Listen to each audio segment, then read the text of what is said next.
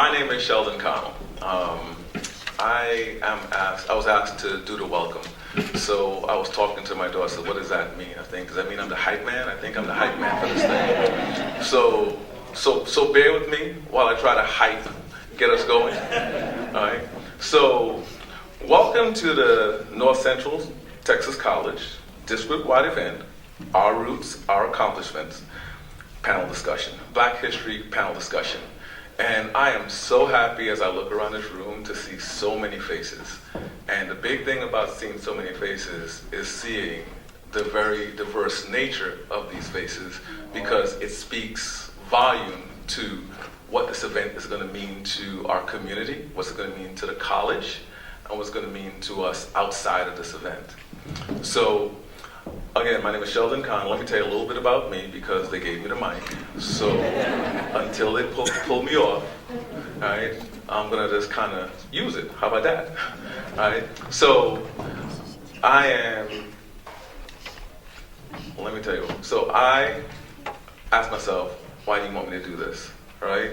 And I figured that I have a lot of experience that probably would help set the stage. And that is, I've got a lot of years in the corporate world, actually 28 years working for Verizon. I've since retired and opened 2 preschools with my wife. So you ask yourself, why does one guy go from, well, thank you. Thank you. Why does someone go from working in Verizon, working in a very high-tech environment, to preschool? And that question was asked of me by my lawyer when we were drafting some papers, and it was a good old boy. All right, so I'm going to do my best to kind of say, Carrie, my good old boy. And he goes, hey, Sheldon? I said, Carrie? He goes, can I ask you a question? I said, okay. What is it? He says, this was back in 2015 during the riots in Baltimore.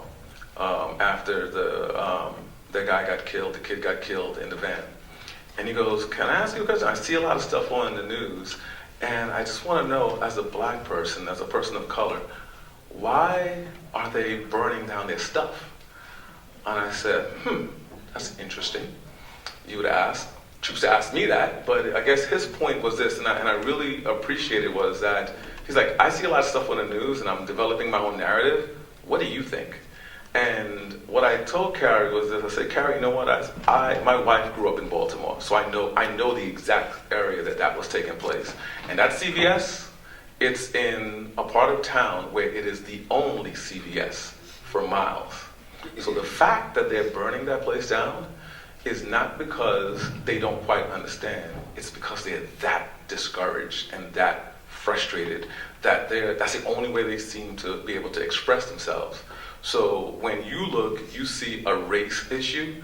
What I know of that area, what I know about the cops that did what it did, it had less to do with that. It has to do with the fact that that area is disadvantaged, that those kids have no place to go. They have nothing to do. And this thing happened, and they felt that they were not being seen, and they wanted to be seen. And it actually hurt my heart. I said, here's the thing, Carrie. You're asking me this question, and that question actually linked itself to why I am retiring from a very good corporate job to open up a preschool in Flower Mound, Texas. Because here's the thing. You are going to develop an opinion of a person of color based on what you see in the news or what you read, and not from an interaction. Here's what I get to do as a person of color. I open up a preschool, or I bought a preschool in an area that is predominantly white, right? And majority of the students and my families are white. And they now get to have an experience, a dialogue, a conversation with someone that does not look like them. So if I want to change the next generation, I need to start with the children that look up to me and see me and not afraid of me. And if they see something on TV that contradicts what they experience with me, that's how I make a change.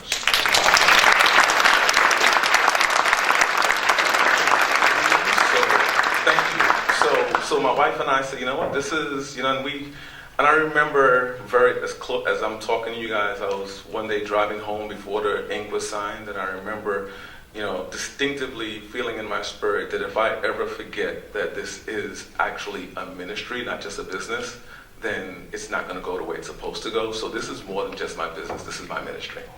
Right? So I read a book, and this quote says, "My dear friends, you should be quick to listen, slow to speak, and slow to get angry." Right? That book in and of itself. Right? Some of you may know that book, so I kind of figured. But here's the thing. As we prepare for this panel, right, and I'm going to sit down and let you guys hear these great folks, my ask of you is this. We should be quick to listen. So my ask of you is listen. And the connection between quick to listen and slow to speak says take the time to understand. So you may hear something today that may just make you feel just a little bit uncomfortable. Don't be. Listen. Listen. There's a difference between reacting and responding. Right? Right? Reaction is something we just quickly do without even thinking. Response takes time to think and to understand. So my ask of you all today is to listen, think, come up with an understanding, because I'm pretty confident that if you do that, then that slow to anger piece becomes less of an issue. And if we do that, whether you're a person of color, you're a person Caucasian, Hispanic, or what have you, I think we will all be better off. And my hope is that that level of engagement, of discussion, is more than just this day, this week, this month, but we all endeavor to do that every day as we go forward. So I'm looking forward to this discussion. I hope you open your minds, we listen, and we have a good time. And for that, I will now stop talking and welcome Bobbie.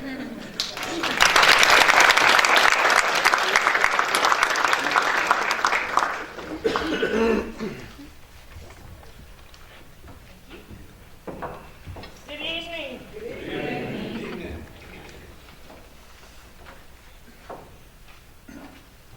I'm not quite that tall. I aspire to be that tall one of these days, but somehow it hasn't made it.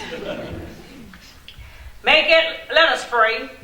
Make every effort to preserve the unity the Spirit has already created, with peace binding you together. Our Father, we praise you today for the gift of unity that the Spirit creates in our relationship. Thank you, Lord, for all the many, many blessings you have given us, Lord. We give you glory and honor and praises, Lord, because you and you alone are worthy to be praised. Lord, we lift you up and we magnify your name, because there is none like you. Thank you for the opportunity that you've given us, Lord, to be here today to discuss a variety of topics, Lord. Thank you for each and every person that's gathered here today, Lord. I ask if you build them up when they're torn down, Lord. Strengthen them where they're weak, Lord. Lord, you are a burden bearer, and we're leaning and depending on you. Thank you for all that you've done, Lord. As I reflect on what has happened in the past, Lord, I'm reminded of those that I stand on their shoulders tonight, Lord. I thank them for all that they've done, that made ways for us, Lord. I thank you for my Lord and Savior, Jesus Christ, who died for me one day on the cross, made a way that I could see, that I could have salvation, Lord, and have eternal life, Lord. Thank you for the ideas, Lord, that's going to be spoken here tonight. Thank you for the courage of each voice that stands to be heard, Lord. Each one of us lies a puzzle piece, Lord, one by one, as we stand and speak and work, Lord. We see our individual pieces, Lord, moving into place, Lord, as we continue to strive for your will, Lord. Piece by piece, Lord, until you call us home, Lord. Bless all of us that are here today, Lord. Let something be said that touch somebody's heart, Lord, that they will leave this place changed, Lord. Go a different way, do a different thing, Lord. Each of us have lives outside of this wall. There are very real hurts, Lord, that some are coping with. Needs of others that we ache to help and meet, Lord. Take that stern of love that we have for each other. Guide our steps, Lord. Let us be faithful, Lord. Let us be faithful to you first, Lord. Because if we're faithful to you, Lord, we'll be faithful to each other, Lord. I give you glory and honor and praises tonight, Lord. Have mercy on us, Lord. Let your will be done, Lord. Lift every voice, Lord. Lift every person, Lord. Lift every family, Lord. Provide for the needs, Lord. Enlarge their resources, Lord. We thank you for being a good, kind, loving God. We thank you for looking beyond all of our faults and seeing our needs, Lord. And we give you glory, Lord. We give you honor, Lord, and praises tonight. Because you and you alone are worthy to be praised. Thank God. Amen. Amen.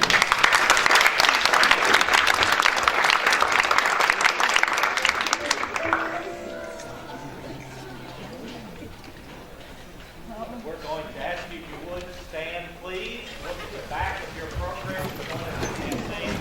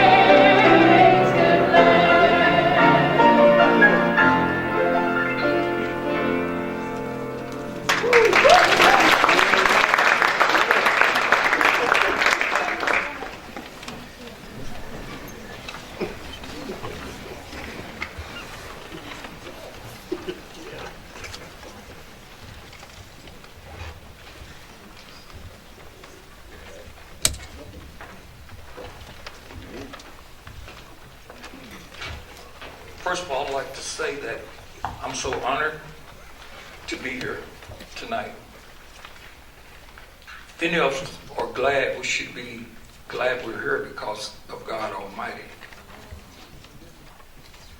To be assembled here with such an extinguished panel of men and women, I'm honored.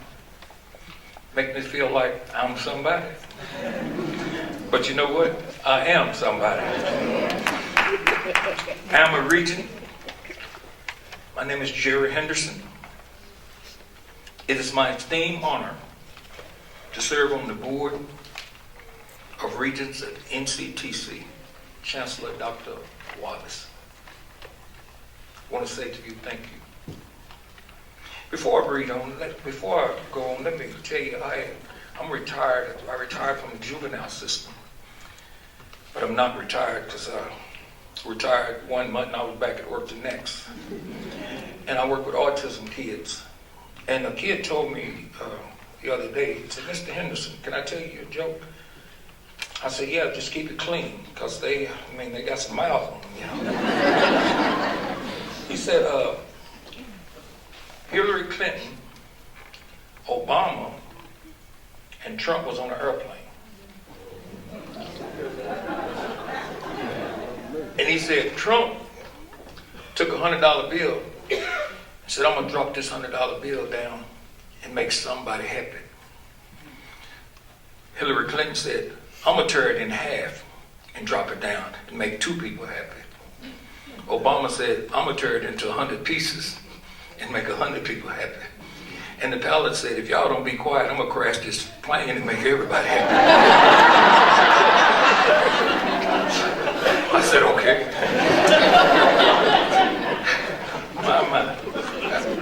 Kids or something. I had one kid who told me, he said, Mr. Henderson, you know about school? He said, you know, in school we're taught lessons and then we're given a test. He said, in life, we're given a test that teaches us a lesson. Isn't that something? I am the first Afro-American to be a member of the NCTC college, almost 100 years. And I want to say thank you.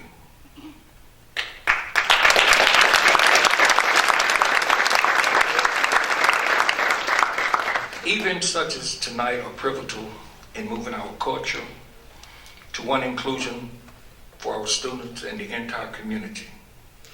Congratulations to the scholarship recipients whose posters were selected to be part of NCTC Black History and Exhibition, which is displayed in the CPA lobby and all NCTC campuses. The following students will receive $250 each for their collaborative group project. Dr. Warren Washington. Students include Loretta Barlett, Jessica Gilbert, and Maria Fernandez.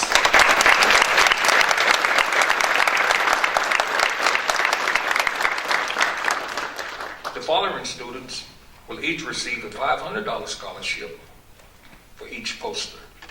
John Lewis, by student Justin Jones. Melvin Bills, by student Madison Milligan. Susan Taylor, by student Carly Kuhn. Van Jones, by student Valet Sad. Did I say that correctly?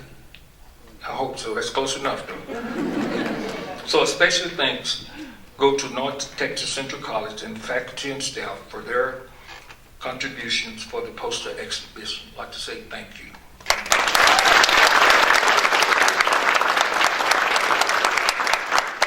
Before I take my seat, we would like to recognize in memory of our brother Robert Bobby Adams, who started this program over 20 years ago. He would be proud of us to see how it's grown. Just for a few minutes, if you would, just in silence, just bow your heads, please.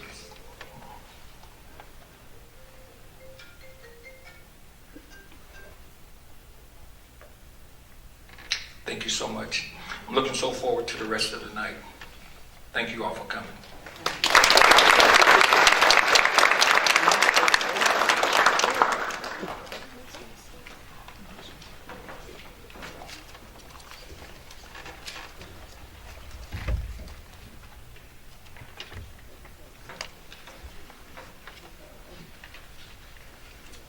Hello, I am ALICEA Clark.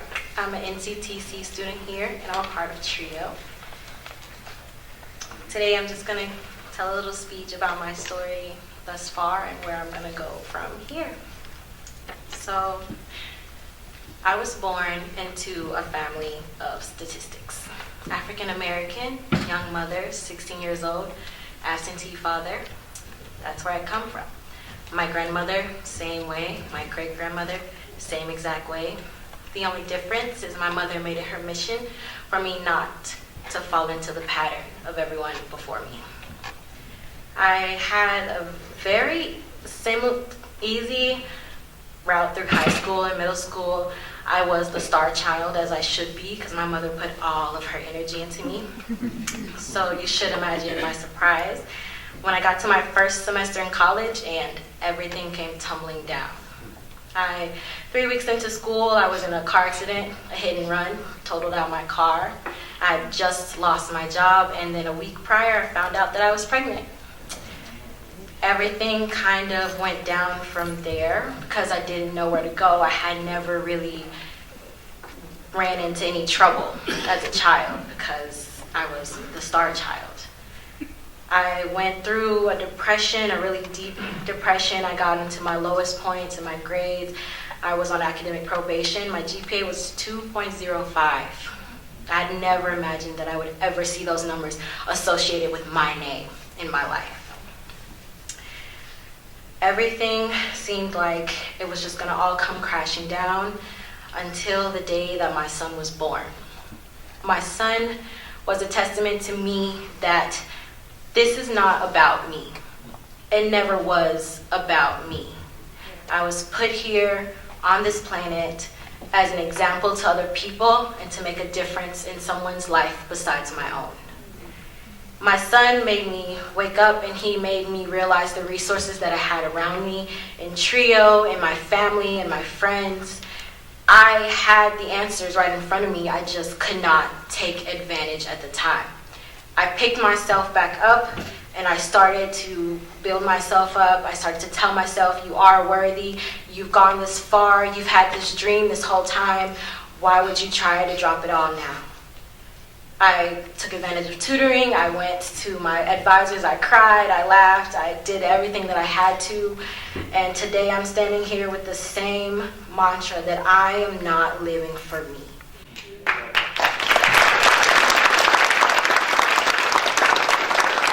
My goal was to be a nurse, so I somehow had to learn that anyway.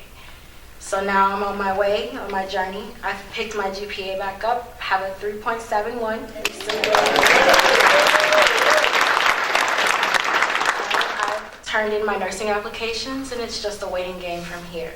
I am forever thankful to all of my advisors, my mentors in this journey that I've been on since high school until now. And I have a truly changed mindset that is nothing but positivity. There's no progress without some regression, and I've learned that now, and I am just thankful that I'm here where I am today.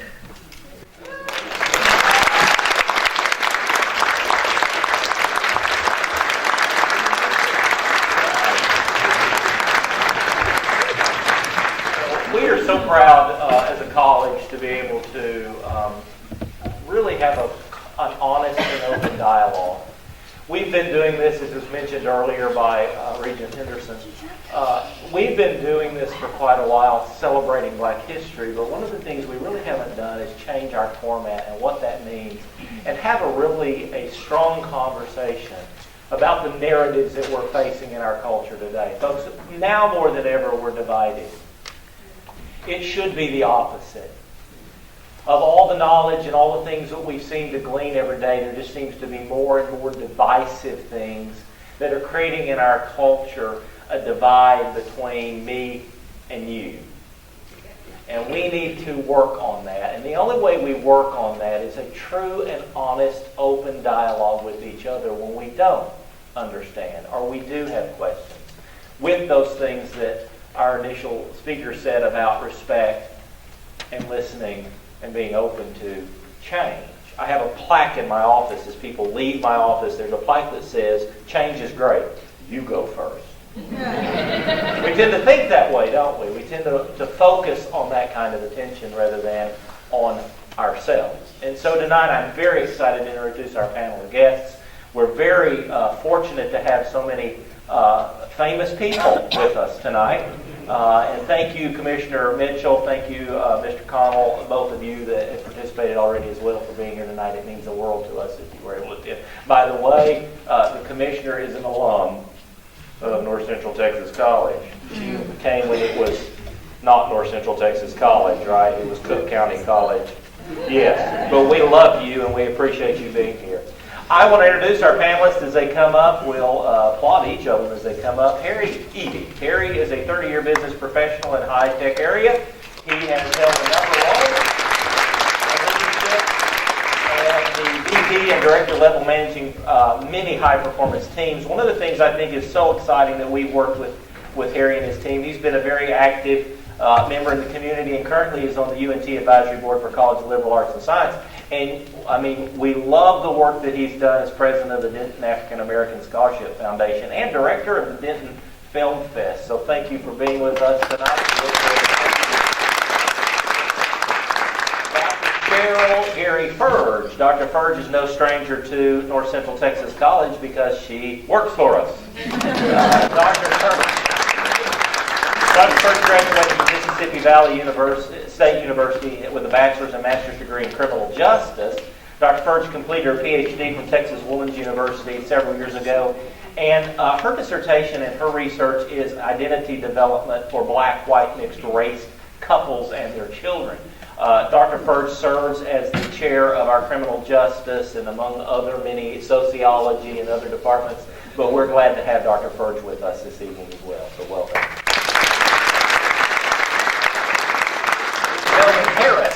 Mr. Harris is an engineering professional who currently lives and works in the Houston area. Weldon graduated from nearby Pilot Point High School in 2008, I believe, and he is involved in numerous societies, such as the Pre-Alumni Association, where he was elected as a student liaison to the Alumni Association, and the BLACK, which stands for Brothers Leading and Cultivating Knowledge, a male peer-to-peer mentoring organization.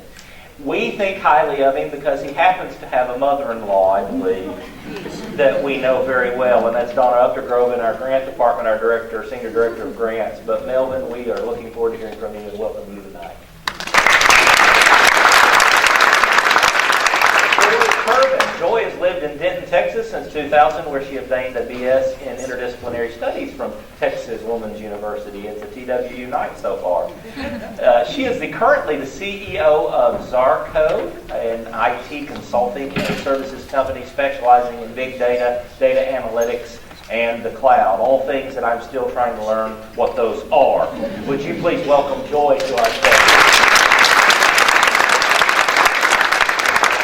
Dr. DesMontes. Stewart is no stranger to Gainesville, Texas, as he came in he's now in his second year, that is hard for me to believe, second year as the GISD superintendent of the schools, serving 3,100 students with 470 faculty staff on 6 school locations. He has 21 years across multiple school districts, has a plethora of knowledge in K-12 and our influences there. He has a bachelor's degree from Texas A&M Kingsville in kinesiology and mathematics, master's degree from Prairie View A&M, and a doctorate from Stephen F. Austin. And we're very glad to have you not only our community, but also on our stage this evening. Last but never least, our good friend, Brother Weldon Stoker, Minister Weldon Stoker, a longtime friend of NCTC's. This Brother Stoker graduated with a Bachelor of Science degree in secondary education from UNT in 1976. He has a long history of serving not only his church, but also serving in K-12 education. He worked as an assistant principal at Paris High School in Paris in the 90s, served as principal at Gainesville Middle School. I bet some of you know him from that experience, maybe? Has he got a bad list for some? I hope not. Okay. He served as a pulpit minister at Parkview Church of Christ in Sherman for several years. He and his wife, Betty, I love this, have been married 52 years and had 4 children and 6 children.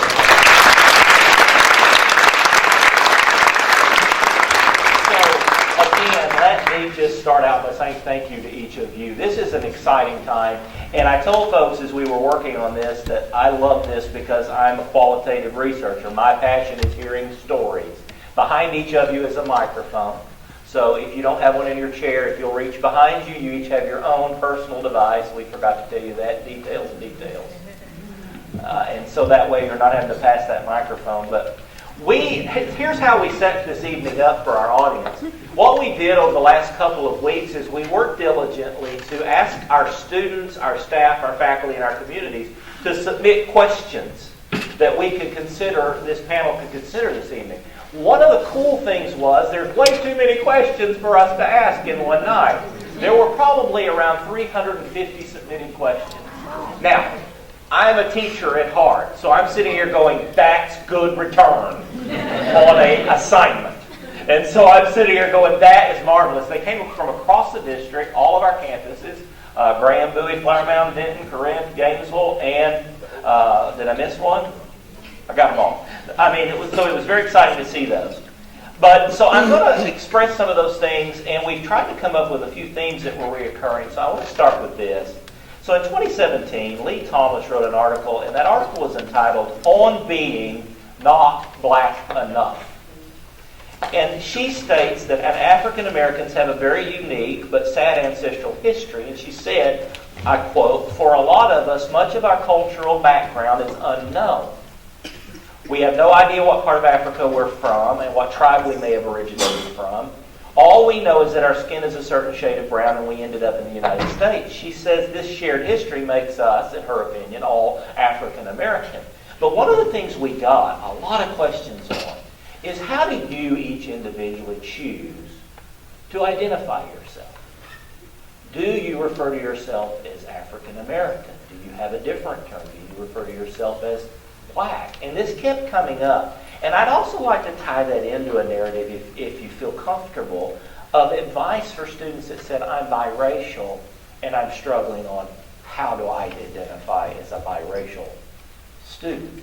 And so I'm going to start, and any of you that want to jump in first can, or I can just go for it.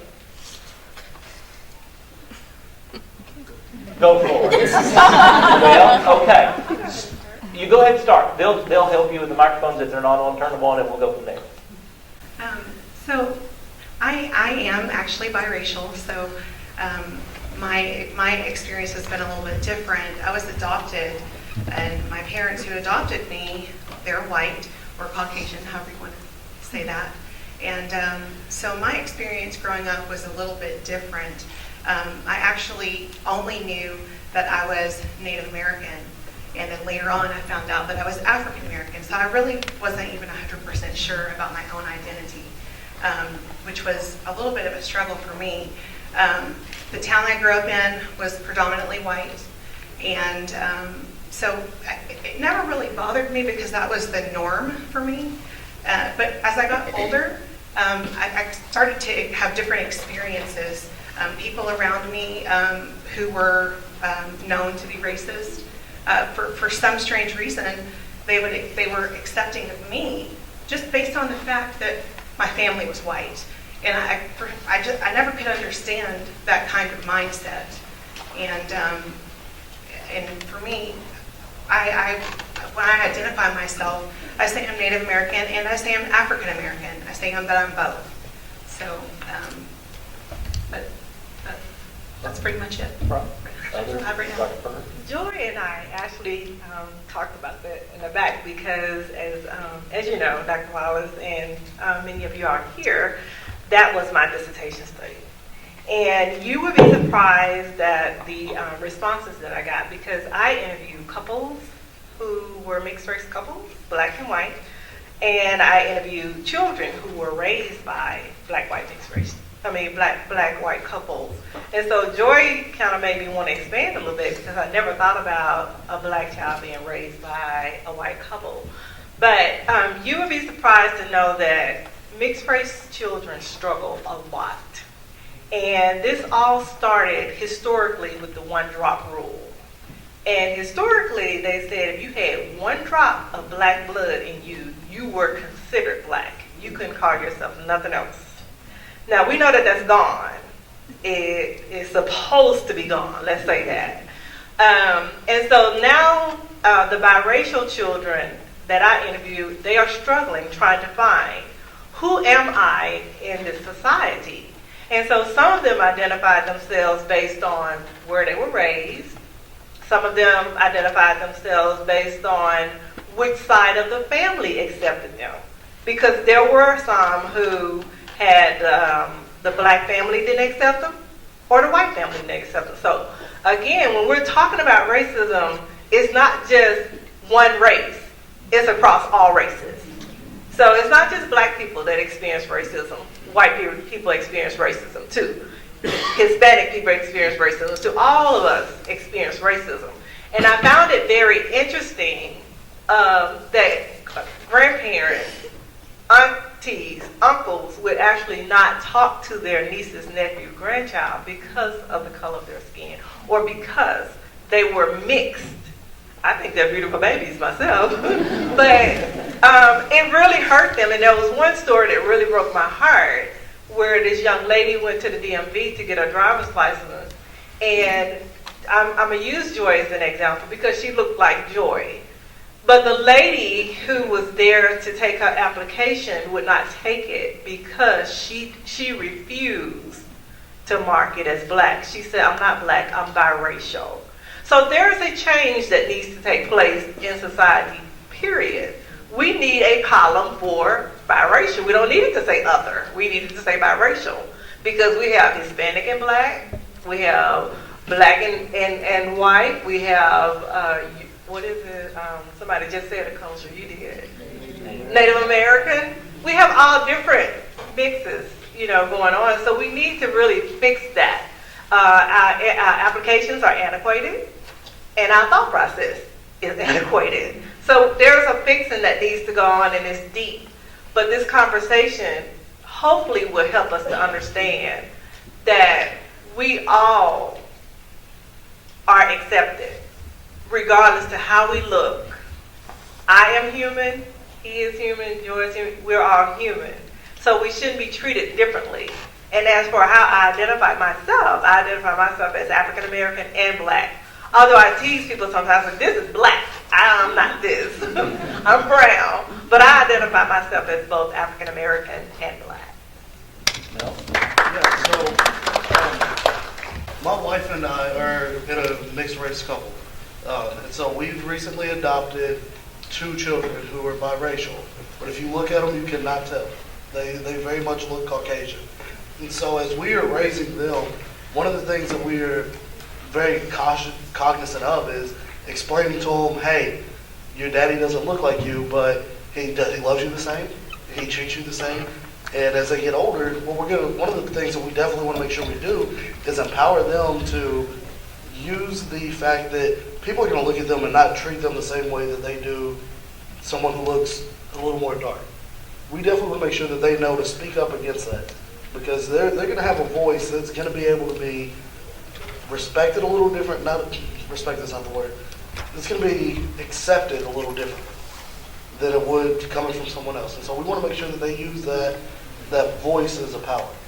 And as far as what I identify as, I am very, very much a stubborn person. Any application I fill out, I'm like, other or right human. I don't want to be judged for the color of my skin on anything until you get a chance to see and have me around. Because growing up, you get judged by the way you look before, or based off what you put on the application or form, and that just sticks with you. People start to develop a preconceived notion, and for me, I don't want that to be how I'm judged or received. I like to be received for who I am and for the content of my personality.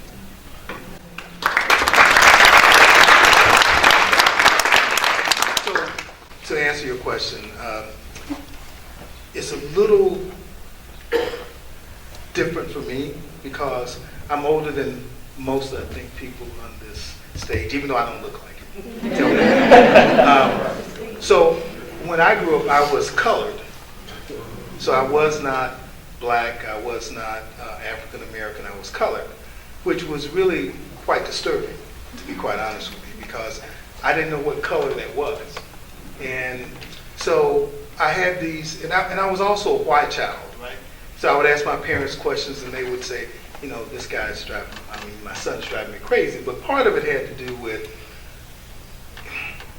I felt I was a human being. And I felt like what people were trying to do is create labels, which they do today. So the whole issue of black, white, Asian, what does it matter? I think what it does, it allows people to put people in categories. Some are higher, some are lower. So the way I describe myself is I'm a human being, which happens to be of African origin. So therefore, you can get to know me and my culture if you are a curious person. But I'm not going to limit myself to being, African American, black, whatever. I'm a human being.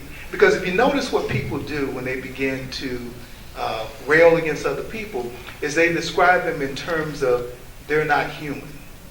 Because that's really the first thing that people do. They're not human, they're subhuman, they're this, so that they can also label them, right? So it's challenging for me because I just say I'm a human being of African origin.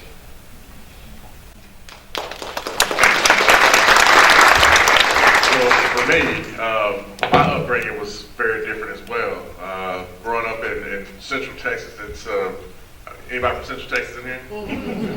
It's a different ball game altogether. Black, white, pink, purple, and brown. And so for me, I identified as a black male, but as an African American as well.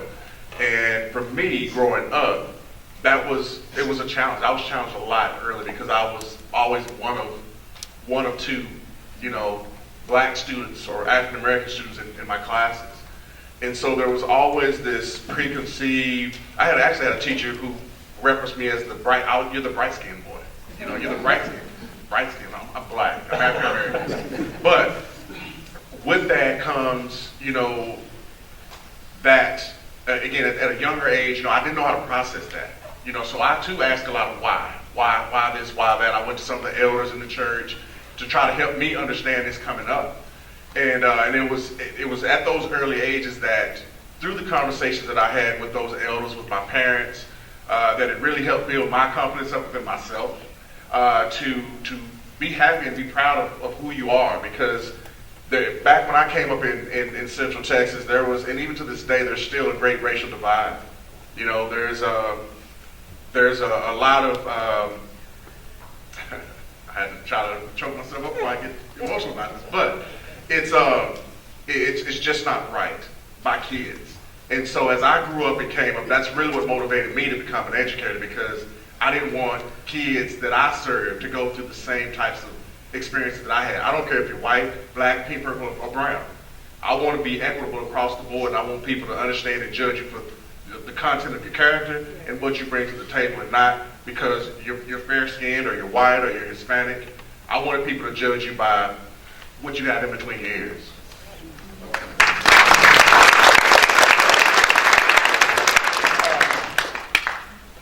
Several of you mentioned this, and this is one of the beauties of being in charge of the question.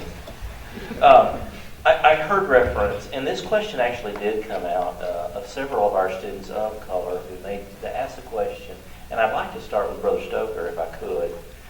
They're asking the question of the place now. You mentioned elders working with you, and each of you have mentioned in some nuance or another the role that the African American church has played in many of our of that generation's growth. Brother Stoker, can you talk to us about your thoughts? Where is the role today of the church and the African American congregations? There's this concern that in the attempt, in other words, to be comfortable with one another, that is starting to disseminate. And so the other question comes up is the identities that has. Is that a form of segregation that still occurs unintentionally? Or is there such an importance to that cultural fit and that need for expression that still has a viable place in moving that culture forward? Can you maybe give us some thoughts on what you think about that? Yes, sir. And I emphasize that these are personal thoughts. So Absolutely. People may not agree with them.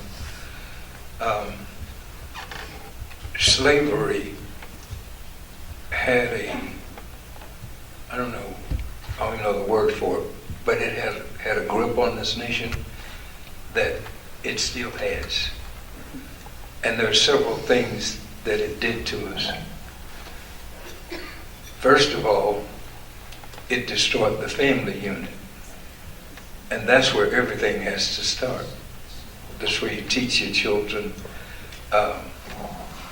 The superintendent mentioned elders in the church. You cannot be a scriptural, godly elder if you don't have a family unit. That's a requirement. But when you can sell a man to breed him up, basically, and just take him away from his family, and you may sell him more than once, you create this culture, if you want to call it that, that's just anti-family. And then you get upset because these men don't seem to have a sense of fidelity and those kinds of things. And I mention that because for a long time the church didn't address it. In the African American community, black community, this gentleman mentioned colored. I have a sister who will turn 80 this year. She says she's a Negro and she don't want to hear none of these other words. So we got all of that going on. But the church was a gathering place. It's the place where you could be free. You could express yourself. And brother, some people express themselves. But it was also a place of gathering for political reasons. As you know, Dr. King and the Dexter Avenue Church, I mean, that was a place they met, planned strategy, and so on. But getting out to my personal thought, and I mentioned it on this very stage, in the writings in that book this gentleman mentioned earlier about swift or quick to listen, there's a place in it where a writer says, we are all the children of God by faith in Christ Jesus. All. For as many of you as have been baptized into Christ have put on Christ. Therefore, you're no longer Jews or Greeks, slaves or free, male or female, but you're all one in Christ Jesus. And you remember how Dr. King ended it that day, you know, when all God's children, black men, white men, Jews and Gentiles, Protestants, Catholics. Well, that's it. But as the professor said in the room, racism starts in the heart. And if we don't, in all churches, teach our people, particularly our children, we applaud the gentleman with the preschool because some of us are so old we will not change. I mean, it's just in us, as we say. I would encourage you to change before the Messiah comes back, but we have to teach our children that Dr. King again, all men are created equal. That live out too many of his creed. You know, we hold these truths to be self-evident that all men are created equal, and they are endowed by their Creator with these inalienable rights, and on and on. But that's what, to me, that's where it's at. You have got to teach children what everybody has said. That whatever color they are, God sees them the same. And if you want to claim to be a God-like person, then you have to do that. And I believe it's important that the church address that. As I say, I respect those people who still see that need for that cultural experience and background and stuff. But I was reading an article in the, what's it called, Christian Chronicle out of Oklahoma City in 2009, and it was saying the 11 o'clock worship hour is the most segregated hour or time, you know. But since 1992, we had been worshiping in a place where there are all kinds of people. Where I worship now, we have 4 elders, 2 Caucasian, 1 African American, 1 Latino or Hispanic. And that's pretty well, but there are not as many Spanish-speaking Hispanic people there as African American and Caucasian. but we believe that's what that book teaches us. We have had to accept the separation because America put it on us. And I may be talking too long, but this is one thing I try to get people to see, that talk about segregated churches. We didn't start that. When Samuel Allen was praying, they told him he needed to go to the balcony or to the back, and he just left the place. And so began the African Methodist Episcopal Church. And since we didn't start, the people in this room and on this stage, since we didn't start it, we should work hard to get rid of it.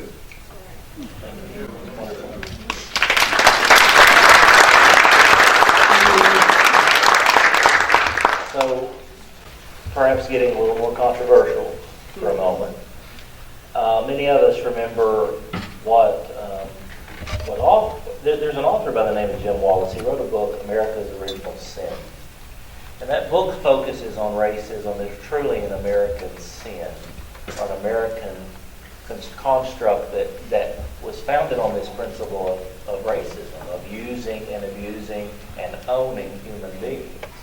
And so he calls what happened in Ferguson, Baltimore, etc., he calls those the parables of Ferguson and Baltimore, and specifically the fact that a 17-year-old Trayvon Martin went out one evening, grabbed a snack, and lost his life. The author of the book goes so far to say, my son, and this author happens to be a Caucasian male who believes that this is something that, as Caucasians in America today, he happens to be a theologian, he believes we need to own up to that original sin, basically, to say this has been wrong. He said if Luke had gone out that same day and was a white young man, he would have come back home with his snack. It's a really difficult topic for us, this is. I mean, it has been for a while, but I feel like we'd be negligent not to ask the question. Have we made any successful strides in not only our criminal justice reform, but how our systems are in place as a nation, in our policing, in our systems, we even ask that question at the college often. Have we made other systems in place that unintentionally, even from us, that are predate any of us, that unintentionally put an African American at disadvantage unbeknownst to us? Have we made any strides as a nation? I told you they'd get tougher. Yeah, so I think it goes back to the question of labels. So as a young black male growing up, my father counseled me on what to say, what to do, how to walk, what not to do. I counseled my son. Son, he was driving a 1966 Mustang. Every day he got stopped on the way to school. He was going from Denton to Fort Worth. For about 6 months, he got stopped. And the question was, why did you stop me? Well, we liked your car. And so my question was, every day, you liked his car. So I think the question is, what would cause people to stop a group of people that look a certain way every day, right? And part of it has to do with, it was unusual for them. In fact, one officer told him, he said, well, what we find amazing is that your car is not pimped out. It's just a regular Mustang. And so we're curious, right? So it's questions like that cause me to pause and say, well, have we progressed? Well, my son is dealing with the same issues I dealt with. I dealt with the same issues my father dealt with, right? And on and on. There are incremental changes, but I still think we're dealing with the same thing, is that people fundamentally label people and see them in a certain way. And it doesn't extend itself just to African American males or black males. It's black females. It's Hispanic males. It's Hispanic females. It's women, right? So we like labels. So that's just my read. So I think it's incrementally gotten better, but we still struggle with the same things. I agree. I think we've gotten a lot better. I think what people don't know, they just don't know, and a lot of times it's because they don't want to talk about it. And it's always good to have a conversation to get an understanding. I can just speak on several things, but I'll speak on my experience here at NCTC. My first day on the job back in 2000. So don't think racism stopped with the civil rights movement. It didn't. And many people don't know that I experienced racism right here. Because I was talking with this lady one time, and I'll tell it. And she said, I'm from Mississippi. And she said, oh, that's the most racist place? I was like, ma'am, I experienced more racism in Texas than I did in Mississippi. My first day on the job, I'm sitting in my office. The guy comes in to bring me my books. And the first thing he asked me before he hands me my books, I guess you don't see many of you here. I looked around. Now the office was in like a cubby area, and wasn't nobody there but me and him. I didn't know what to say to that. But I just said, And there have been many other comments like that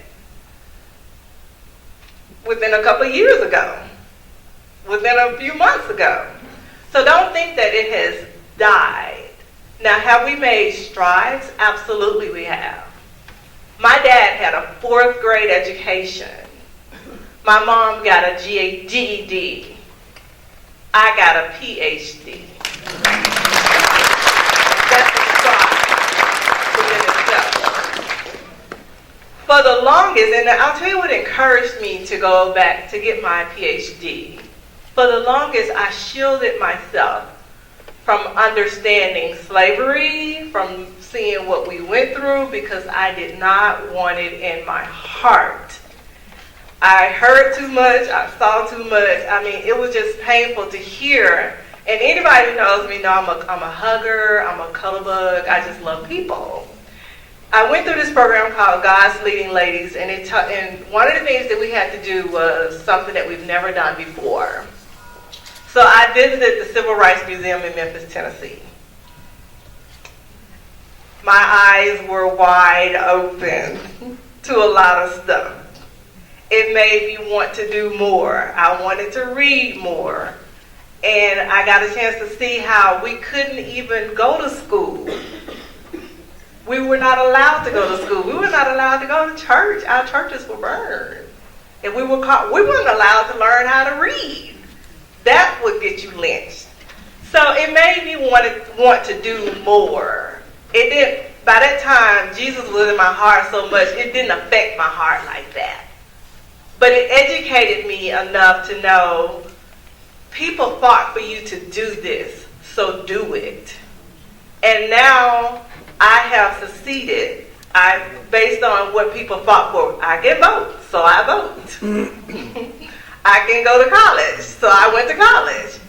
And my son, I'm trying to raise him the same way. As far as churches are concerned, I've been in churches where I was the only black there. It didn't bother me not one bit. My son thinks my dean's grandsons are his cousins. And he calls her Auntie Debbie. He does not know any better.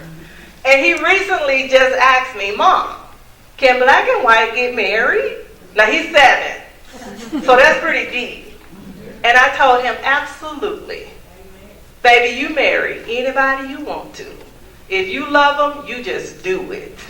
So I see strides, and I want to be a part of that continuous stride, because it's going to take us to do that. It may never go away completely, but we can make it better.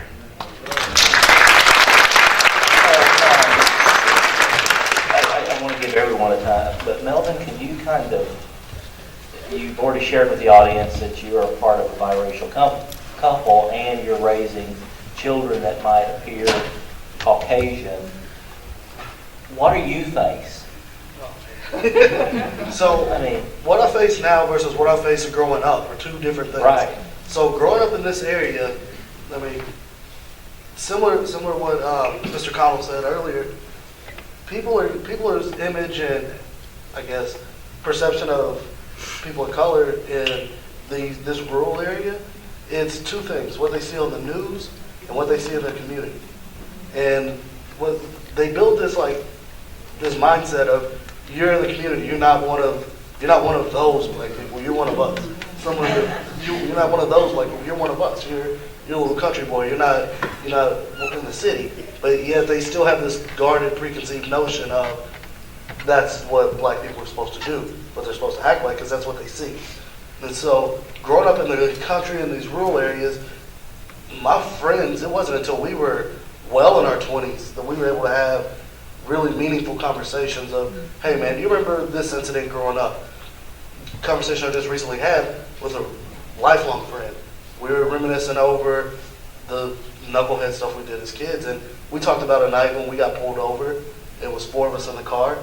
I'm in the back seat. I'm the only one that gets pulled out. We are 16 years old.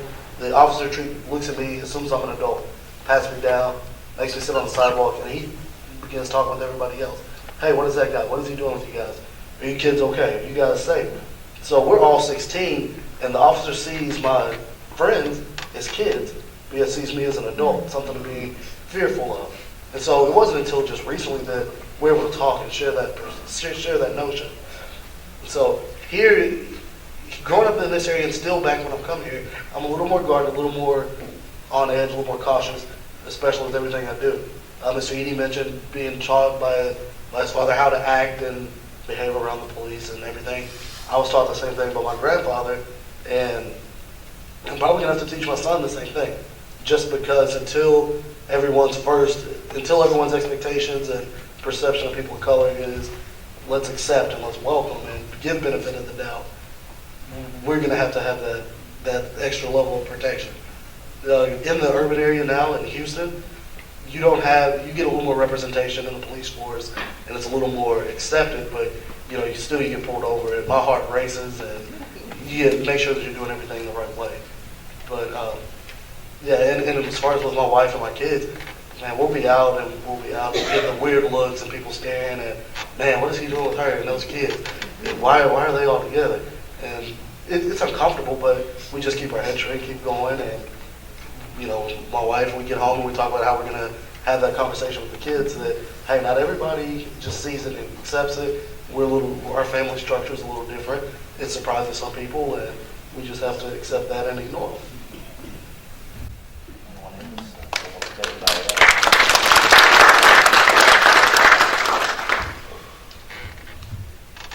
Actually, when I was adopted and my parents were going through the process, my parents actually lost a lot of friends because they were not okay that they were adopting a baby that was not white. And so they experienced racism in that way. And so that was really tough for them. We even had a family member who was not okay with it. They actually had me for almost an entire year before I was officially adopted.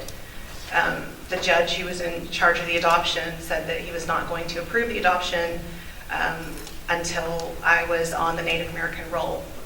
And they tried to contact my biological parents to get that information, and they were unsuccessful. They kept getting letters back saying, don't contact us, leave us alone. And the judge who was in charge of my adoption passed away. My parents' attorney happened to be my mom's friend that she grew up with. So he called and said, hey, the judge passed away. So the new guy who's in charge is a buddy of mine. So we have a loophole. We're going to label her Caucasian. So that was the only reason they were able to adopt me, was because they said I was Caucasian. So it was very, very, it was a really difficult time for my parents, losing friends just because they had me. They didn't care. They just wanted a healthy baby. And they had also adopted another child before me. I have a brother who's 3 years older than me. He's not from the same family, from different families. He has blonde hair, blue eyes, looks just like my mom. And so, you know, I was the only one in my family who did not look like anyone. It never bothered me. I was, you know, an easygoing kid, just happy. But my parents constantly talked to me about it, and I think because they talked to me about it so often, I was very comfortable in my skin.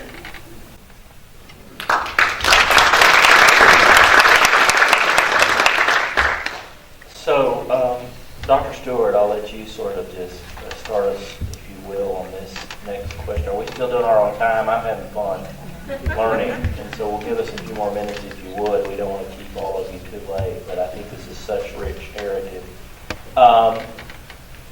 This came directly from one of our questionnaires. This is a direct question.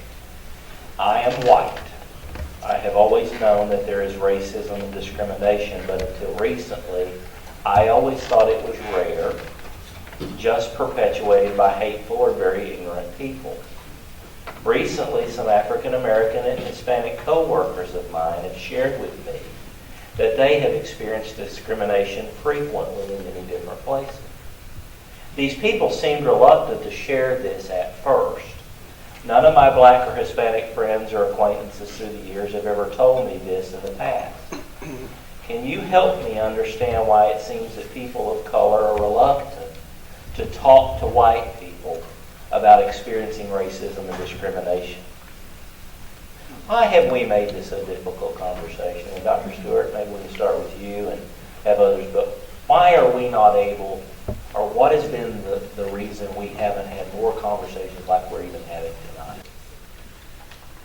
Well, that's a great question. I think it's one of the contributing factors. I think that when people communicate those type of experiences, especially with someone who doesn't look like them, many times the feeling is it's falling upon deaf ears. You know, I mean, you look at our world, you know, and you look at the number of I'll just say minorities that are being killed. I mean, Trayvon Martin. I mean, and the list goes on and on and on and on. You know, we talk about it, and then 2 weeks later another incident happens, and then another incident happens. And so, you know, when we as when governing bodies can't take or not taking proactive measures to ensure that situations like that are not happening, you know, having a casual conversation between me, the black male, and you, the Caucasian male, or the Hispanic male, how do, you know, when you've spoken and you've spoken and you've spoken and you feel as if it's falling upon deaf ears, at that point, you begin to question yourself and ask, why am I even having this conversation? It's a pointless conversation. You know, it's until we really start seeing the needle move in that area, and I'm not talking about, you know, locally, I'm talking about nationally. When we see the needle move nationally, and there's the hammer is lowered on individuals that step outside of that line, I think that it's then when those conversations become a little bit more fruitful. When we see that there's the potential for something to take, some positive action to take place as we engage in those conversations. You know, I think one of the negative things that have occurred with these conversations in the past is if we're not careful, it becomes a conversation for other ethnicities, non-black, to become defensive immediately. And once we become defensive, all of a sudden the conversation is taken away from your narrative, and it becomes about me, the white guy. Unintentionally, perhaps, but even unintentionally, it distorts the value of that experience you've had. And it all of a sudden becomes about how I feel or don't feel comfortable about your narrative. How do we start understanding, even how can we understand that this is a special story that we need to just be quiet and listen and not make your experience with racism about us? Well, I'm not racist, I'm not. Can y'all, anybody chime in? There's no order to this one. Yes, sir. So for me, it was a level of maturity. My friends that I grew up with, I didn't share it with them because they weren't mature enough to receive it, nor to hold those that do those actions accountable. Because that accountability is what starts the change. And so when my friends were mature enough to A, ask questions about it, B, receive it, and then hold those that do those actions accountable, that's when I was able to open up and share that experience with them. Previously, that's an experience that we share within the Black community with each other all the time because we build our strength off of it. We're able to share it. Hey, this is what you need to do next time. Just glad you made it home safely. And so you have that experience, but once your friends of other cultures, other ethnicities are ready to receive it and then take that next step, because you can receive it, you can have empathy to hear the story, but if you're not going to do anything about it, then it's irrelevant. And so once that maturity level is hit to where you're out seeking it, trying to ask, what can I do? If it happens around me, how do I stand up for it? That's when you really start taking those steps in the right direction. And that's a great, I'm going to piggyback off what he just said. It's a great, you led me into this. One of my sayings is you have to understand in order to be understood. For that true change to begin, he talks about the maturity. We have to be willing to open ourselves up. In my profession, I deal with white, black, pink, purple, brown. I deal with the whole spectrum. And I love each and every one of them. My kids, my faculty and staff, my parents. I meet people from all walks of life. But, and I think I'm a pretty good relationship builder, because my thing is I'm an active listener, and I see a person. I don't see a white guy, a black guy, a Hispanic guy. I see a person. I see a child. And so for me as an educational leader, I had to open myself up very early to receive other individuals, but also to open myself up and show vulnerability and allow them to get to know me. When they get to know the true Des Stewart, take the doctor out in front of my name, take the titles away. When you get to learn Des Stewart and understand what I'm about, then you can better appreciate me. And so that ties back into the maturity. And I agree with you 1,000%. Until individuals get to that point in life where they're willing to engage in a courageous conversation about race, we're never going to see change.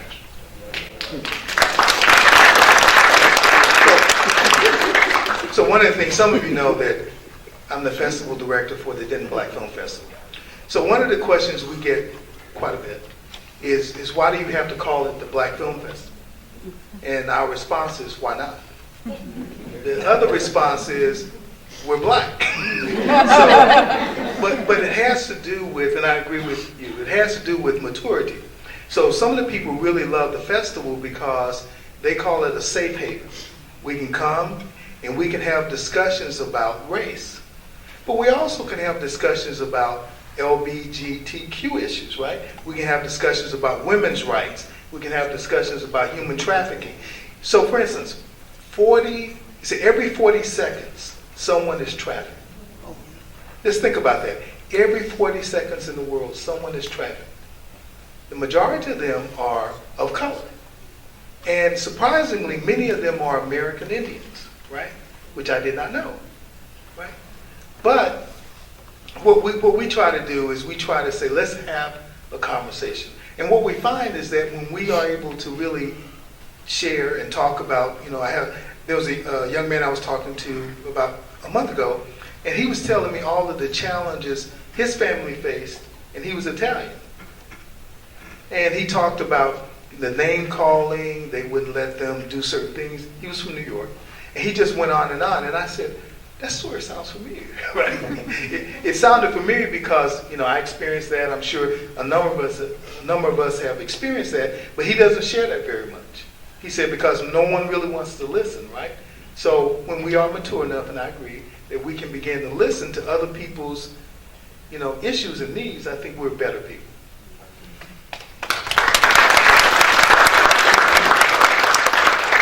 Are we seeing, does media and television and movie and those, does that help or does that hurt? I got hurts in the audience. I mean, we see programs like Blackish. We see these sitcoms. We see a lot of that now, and we kind of sit back and go, if you're one of those that's trying to understand and you watch that kind of programming, is that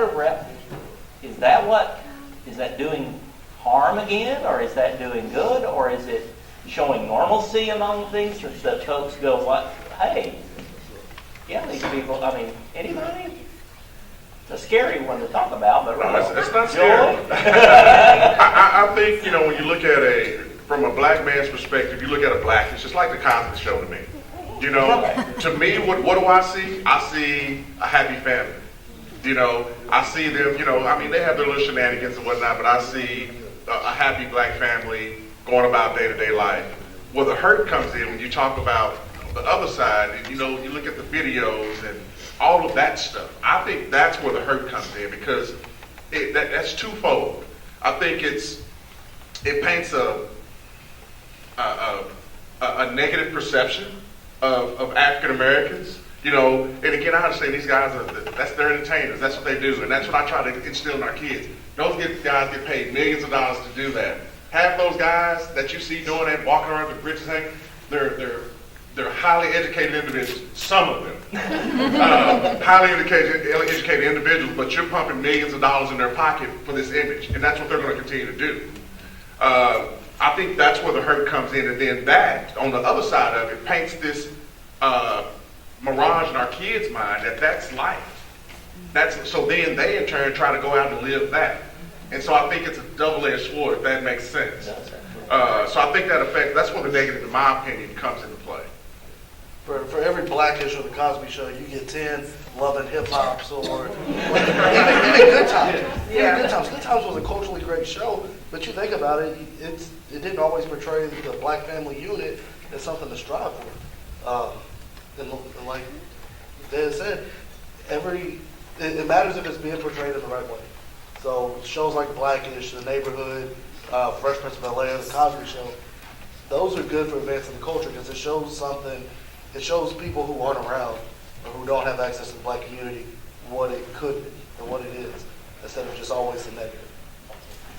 So, I want to speak on that. okay, Dr. Kirven. She's so dry. I would say the shows, they help and they hurt. But I also want to say that it's how the person who is watching it perceives it. I actually had to deal with a faculty member several years ago who stood in class and told the students that the Cosby Show were black people trying to act like white people. And the whole class was offended, the black students and the white students. Like, I had several students to come, like, I was Miss Gary at that time. Miss Gary, you need to talk to, this is what he said. And I was like, oh, how am I going to do this? And I just said, I'm just going to do it. So we had to have that conversation. And it was hard for him to accept that that was an inappropriate, racially insensitive statement. But I didn't back down from it at all. Anybody that know me know I don't really back down to it. But I didn't back down. I didn't let him say, that's not what I meant. I didn't mean. No, you said what you meant. And you need to apologize to the class because they were hurt. And I used to always tell my students, true offense is not how you feel, but how you made the other person feel. So own it.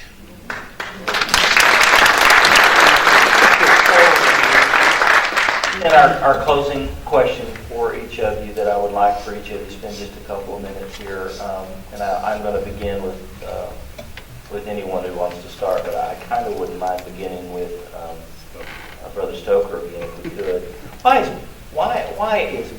should and why is Black history so important?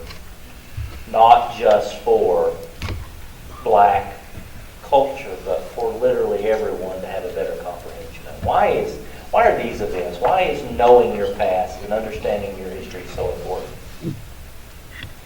Let me quickly ask her, did that person apologize? He did. Okay. Or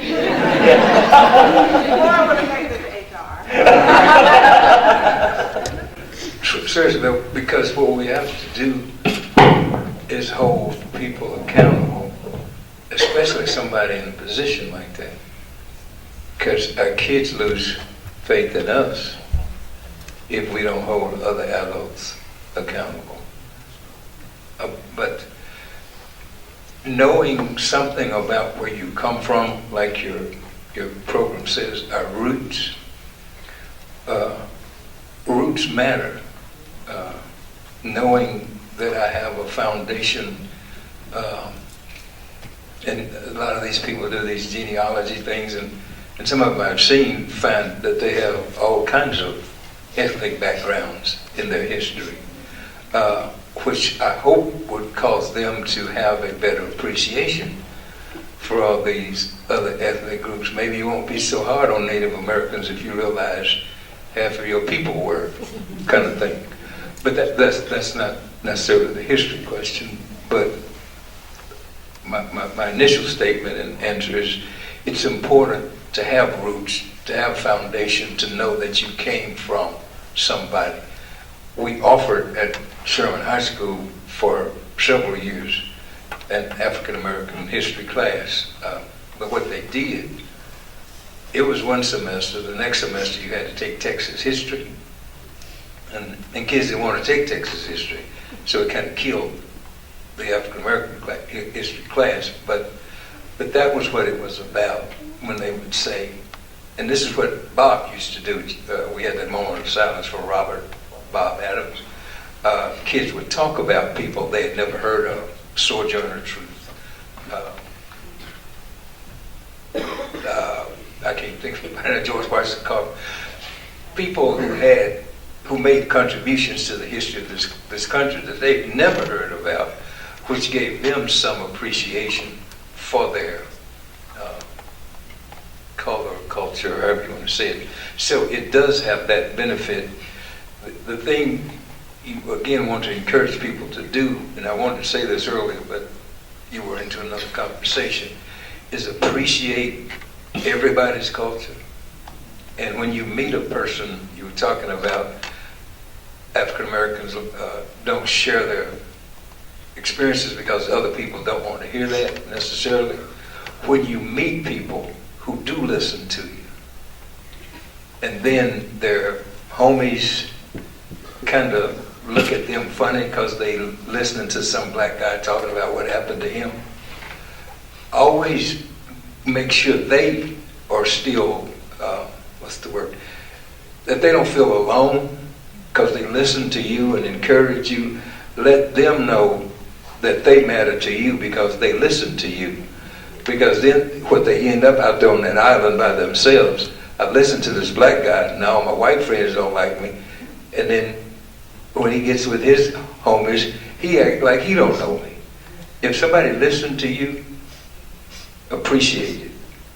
And let them know you appreciate it. And let their friends who don't like them because they listen to you, let them know you appreciate it. Because we all need to appreciate one another for wherever we come from. I don't know if I answered your question. For me, the question was, why is it important to understand or know Black history, and how's it important to me? Right. I look at Black history like I look at any other culture. I think it's important for me to, again, if I really want to know you, I want to get to know about you. I want to get to know the struggles that you've gone through in life to better help me to connect with you. Because chances are, the more we talk, I'm going to find a common point that we can connect and we can really talk about. Whether it's you're coming from a single parent household, or you had this event that happened in your life. It helps me to find things that me and you can connect with to further grow our friendship. So just like I feel like it's important for people to get to know me and my background, my past, my history, my culture, from which I come, I think it's twofold. Personally, for me, I think Black history, I find that Black history is important because, again, knowing the struggles that, the forefathers endured to get us to where we are current day. When I speak with kids, I always talk about, we all learn about Black history, but I ask the question, what are you going to do to be a part of Black history? My thing, for me, that's a fire that has lit that's the torch that's lit my fire to, I see all the accomplishments of all of the forefathers that came before myself. So I continue to ask myself, what kind of contribution can I make to our society to where when people talk about Black history, they talk about Dan Stewart? So that's my challenge to my charge, not only to myself, but also as I engage with young people. And it's not about just Black history, it's just history, period. You know, we talk about our youngsters, learn from the struggles of the African Americans, the Hispanic, the Caucasians, the Italians, and etc. And utilize that information to help you to better connect with other people, to make you a better person. But also on the flip side of that, you turn around and you be a part of history.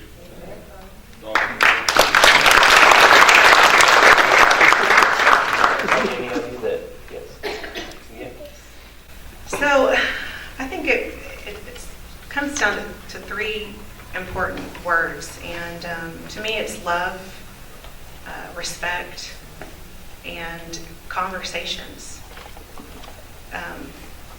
First, it's important if you are African American, or if you have friends who are African American.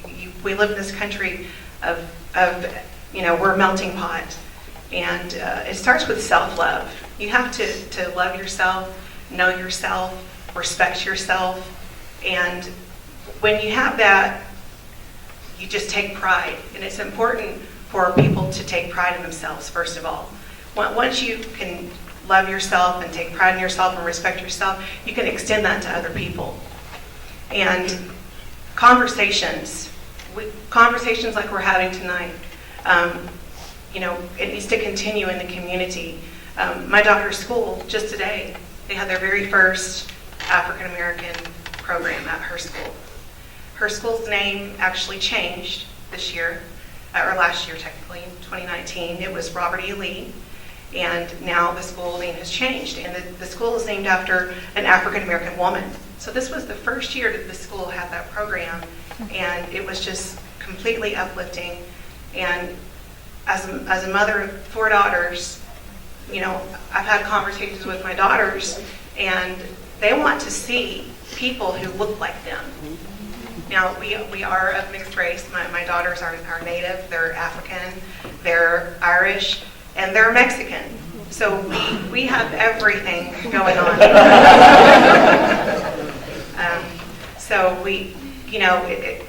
Children need to see people who look like them. It kind of goes back to the church. People want to feel safe. People want to feel accepted. And when you feel safe and when you feel accepted, a lot of times it has to do with maybe being able to connect with somebody who looks like you, or who feels the same way that you do.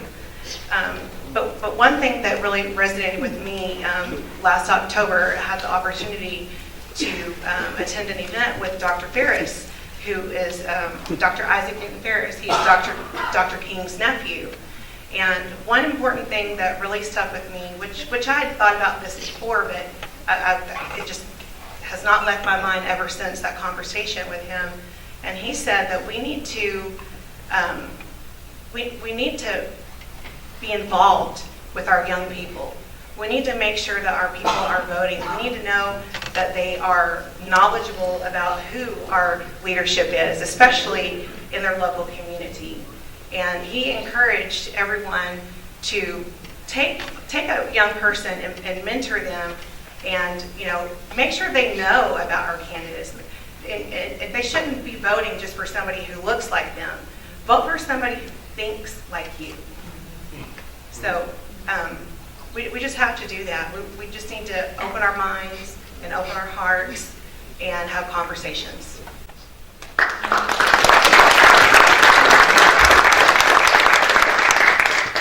So along the topic of what does Black history mean to me and why is it important, growing up I was heavily influenced by my grandfather and my great uncle. One of the sayings that I always heard growing up was, if you don't know where you come from, you don't know where you're going. And so to think that we are just 2 generations removed from people of color not being able to vote, not having the right, heck, I would have been lynched, either arrested or lynched for marrying my wife if I would have been my grandfather's age. And so just being at the point to where you know that and understand that people sacrificed and all the work that the generations before us did to give us the rights that we have today and the ability to live the way that we do, it changes your understanding. It makes you realize that excellence is expected of you. And you are letting down generations of folks who have sacrificed blood, sweat, tears, literally died for you to be able to live the life you have. So why waste it? You have to be able to continue to uplift it, continue to take it and move. And it's important to everybody because, again, if you don't know that history, you're bound to repeat it. And that goes for everyone involved in it. You know, white, black, brown, purple, the people that were the oppressors in that situation, if, you know, they're not careful, can find themselves right back trying to do the same things.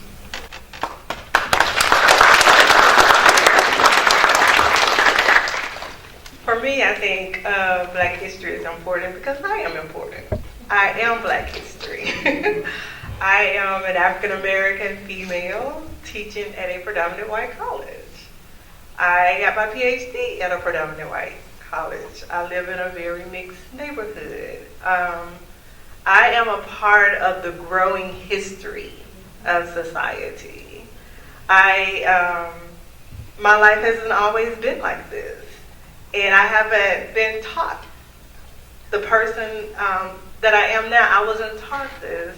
I learned this myself. And I allowed, and I have to bring Christianity into it, I allowed the Lord to lead me, to guide me, to be in my heart, to teach me to love, to be loved myself. And so when I look at it in that regard, I don't take Black history for granted. I want to know it. I want to live it, but I want to live it biblically, according to how God say do it.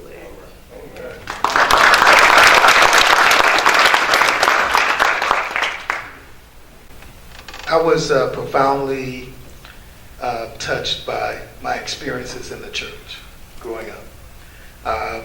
So we went to church a lot. I enjoyed the experiences being in the church.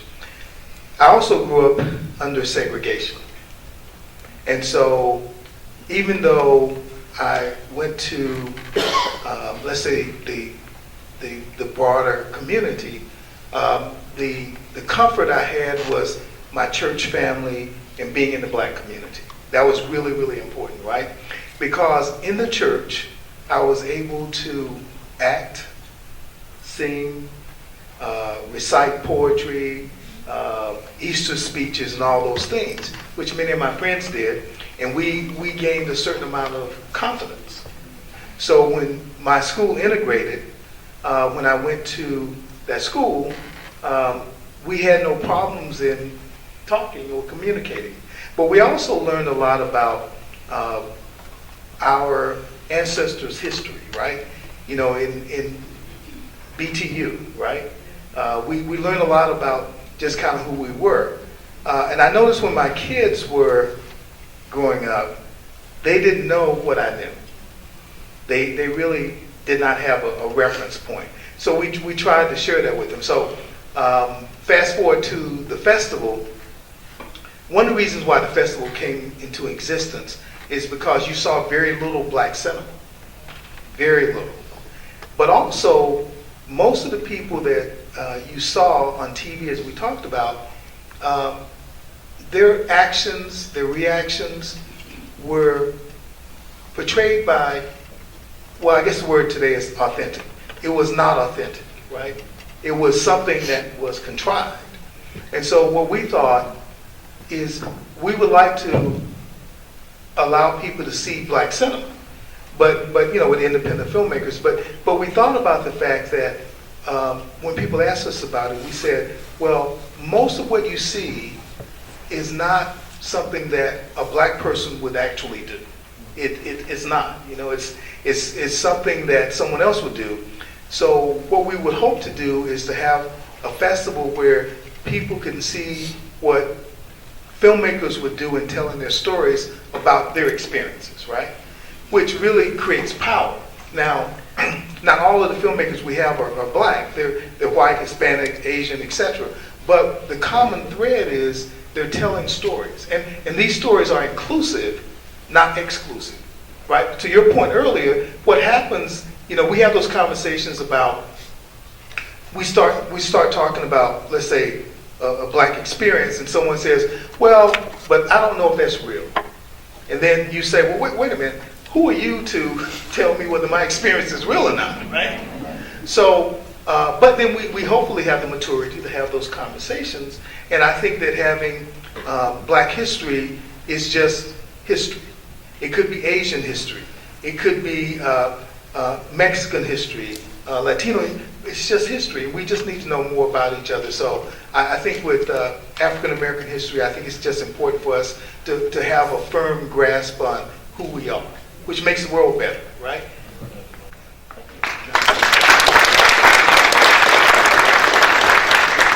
So thank you all so much. This has been so rewarding a conversation, and because it was open dialogue, because it was true, because it was, to a certain extent, I like the word raw. Raw has a sense of giving us the understanding that conversations aren't always easy, but they're the right conversations to have. So I'm going to ask if Austin would, number one, would you please thank our two folks in the booth. Austin and Missy have done all the beautiful. I'm going to ask them if they would to pull the house lights up just a bit, because I want us to leave here tonight with something in our heads and something real. And that is a commitment to each other to have these conversations. It's not enough for an institution, our learning, a college, or a classroom setting to have one-on-one. It's not enough to just start these things and go, well, that was nice, we checked the box of Black History Month. We're only going to make a difference, ladies and gentlemen, in our communities, in our culture, in our nation, when we actually have the conversation with each other. And those conversations are not always comfortable. But there's one thing we've got to learn, and we need to return to again, in my opinion. And you really hit it, Joy. We've got to love one another, and we've got to show respect. Period. We're all a part of the same human race. And our work is to make the next generation experience better things than any of us has experienced this generation. We only do that when we're one. And that doesn't mean we're not different. And we've got to understand that. We're all different. And because of that, we need to be human with each other and own that. So I would ask that each of you that we're looking at, and you look at these folks, and you look at each other, don't let this be a checkbox. Don't let this be the end of a really meaningful conversation. I have been having these, the college has been working diligently over the last few months, and we've been having some really intense conversations about this. And I have enjoyed just sitting down with some of our African American staff, faculty, and students and hearing the stories. And you know how I heard them? I shut up. I didn't say anything. I just said, tell me your story. And then I listened. Listening is active. And if we really listen, it means, it's like my grandmother used to say, there's one reason we have two ears and one mouth. And so, my grandmother said that too. There we are. And so would you please give our panelists a big round of applause?